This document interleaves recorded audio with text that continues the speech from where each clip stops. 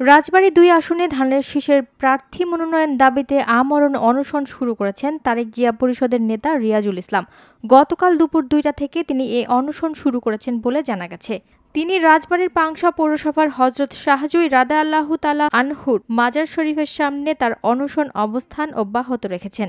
সেখানে গিয়ে দেখা যায় উৎসুক সাধারণ মানুষ তাকে দেখতে ভিড় করছেন। রিয়াজুল ইসলাম পাংশা পৌরসভার ১ নং ওয়ার্ডের ঢেকিপাড়া গ্রামের উকিল প্রামাণিকের ছেলে। স্থানীয়ভাবে তিনি বিএনপি ও তার অঙ্গ সংগঠনের তৃণমূল পর্যায়ের সক্রিয় কর্মী হিসেবে পরিচিত।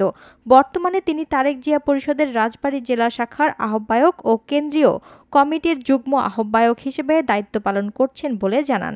অনশনস্থলে রিয়াজুল ইসলাম সাংবাদিকদের বলেন, বাংলাদেশ জাতীয়তাবাদী দল বিএনপি গত ৩রা নভেম্বর ২৩৭টি আসনে বিএনপির মনোনয়ন ঘোষণা করেছেন, কিন্তু রাজবাড়ী ২ আসনে এখনও মনোনয়ন ঘোষণা করেন নাই।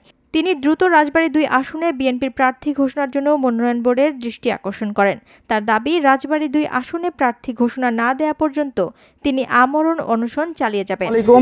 আমি রিয়াজুল ইসলাম, আমার বাড়ি পাংশা ঢেকিপাড়াতে, রাজবাড়ী জেলার। আমি আহ্বায়ক তারেক জিয়া পরিষদ রাজবাড়ী জেলা শাখার। আমার এখানে বসার উদ্দেশ্য হচ্ছে যে, আপনারা নিশ্চয় অবগত আছেন, বাংলাদেশ জাতীয়তাবাদী দল বিএনপি গত ৩ নভেম্বর ২৩৭টি আসনে মনোনয়ন কনফার্ম করেছে, কিন্তু রাজবাড়ী ২ আসনে আমাদের দুর্ভাগ্যের বিষয় এখনও মনোনয়ন কনফার্ম করে নাই, জোটের কারণে এবং এখানে গ্রুপিংয়ের কারণে। আমি বিএনপির ভারপ্রাপ্ত চেয়ারম্যান জনাব তারেক রহমান এবং দেশনেত্রী বেগম খালেদা জিয়া এবং মনোনয়ন বোর্ডের দৃষ্টি আকর্ষণ করছি যে, এখানে যে আমরা জোটের গুঞ্জন শুনতেছি, মমিনুল আমিন উনি একজন আওয়ামী লীগের দোসর, উনি সাবেক স্বরাষ্ট্রমন্ত্রীর সাথে তার ছবি পাওয়া গেছে এবং আমরা দেখছি, এবং সাবেক র্যাবের যে প্রধান বেনজির আহমেদ, তার সাথে ছবি পাওয়া গেছে। বেনজির আহমেদ পুলিশের মহাপরিদর্শক ছিল, তার সাথে ছবি পাওয়া গেছে। উনি 15ই আগস্ট পালন করেছেন এবং উনি জাতীয় পার্টির সাথে বিভিন্ন প্রোগ্রামও আমরা দেখতে পেয়েছি। এজন্য আমরা এই আওয়ামী লীগের দোসরকে রাজবাড়ী 2 আসনে দেখতে চাই না।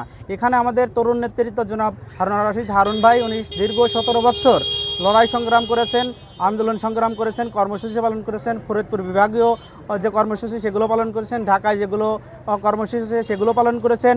আমরা তরুণ নেতৃত্ব হিসাবে জনাব হারুন রশিদ হারুন ভাইকেও দেখতে চাই এবং আমাদের যে প্রবীণ নেতা, রাজবাড়ী জেলা বিএনপির সাবেক প্রতিষ্ঠাতা সাধারণ সম্পাদক, সাবেক সভাপতি, জাতীয় নির্বাহী কমিটির সদস্য জনাব নাসিরুল হক অসুস্থ। আমি দোয়া করি উনি অনেকটাই সুস্থ হয়ে গেছেন। দল যদি তাকে নমিনেশন দেয়, আমরা তারেক জিয়া পরিষদ রাজবাড়ী জেলা শাখা আমরা ঐক্যবদ্ধভাবে দল যাকেই নমিনেশন দিক আমরা কাজ করব ইনশাল্লাহ। আমি বিএনপির হাইকমান্ড এবং বিএনপির ভারপ্রাপ্ত চেয়ারম্যান জনাব তারেক রহমান এবং দেশনেত্রী বেগম খালেদা জিয়া এবং যারা মনোনয়ন বোর্ডের আছেন তাদের প্রতি দৃষ্টি আকর্ষণ করছি, যতক্ষণ পর্যন্ত রাজবাড়ী 2 আসনে ধানের শীষের এই 2 ব্যক্তি ছাড়া অন্য কাউকে মনোনয়ন দিবেন না, আমি আন্তরিকভাবে বলছি। এবং আমি যতক্ষণ পর্যন্ত এখানে মনোনয়ন ঘোষণা করবেন না, ততক্ষণ পর্যন্ত আমি আমরণ, গতকাল 2টা থেকে আমি আমরণ অনশন ঘোষণা করেছি। এখন প্রায় 21 ঘন্টা চলতেছে আমার অনশন। যতক্ষণ পর্যন্ত বিএনপির হাইকমান্ড এখানে মনোনয়ন দেবেন না ধানের শীষে, ততক্ষণ পর্যন্ত আমার অনশন চলতে থাকবে। আমি আবারও দৃষ্টি আকর্ষণ করছি, আমরা এখানে জোট ফোট কোনো কিছু বুঝি না, আমরা এখানে ধানের শীষের প্রার্থী চাই।